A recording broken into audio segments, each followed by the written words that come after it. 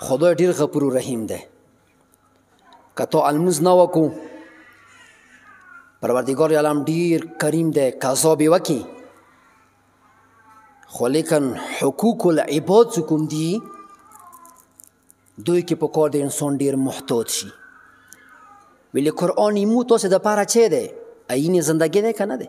تاسې اټول قرآن وکسوئ کوم ځای کې خدای خپل حق ذکر کړی دی خدای ډیټیل نه دی خیال مختصر غندي و آکی مصالا بس لمونځ وکوئ مختصر غندي و آتو زکا زکاتونه ورکوئ.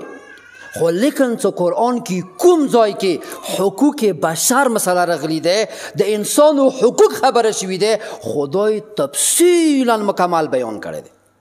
د مؤمن دا حق دی دا حق دی دا حق. تاسې میراث مسلې وکسئ قرآن کې تاسې وکسوئ میراث آریوه بیلا بیلا پردن اشاری سنا وضاحتن اشکارن پروردگار علم آرم مسئلہ پردن بیان کری دے تفصیل سے بیان کری دے. ایرہن مسئلہ وقسا تفصیل سے بیان کری دے. نکاح مسئلہ وقسا تفصیل سے بیان کری دے. طلاق مسئلہ وقسا تفصیل سے خدای بیان کری دے. یعنی چھیتا حقوق بشر خبر شوی دے خدای تفصیل سے بیان کری دے. یعنی دغی خبری طرف تا خدای اشارات کری دے څه حقوق بشر کې وډر شوی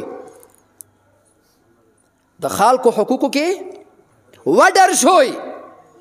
چا سي غیبت ونه کوي چا سي تهمت ونه تړوي چا نه غصب ونه کوي میراث کې تاسې محتاج شوی.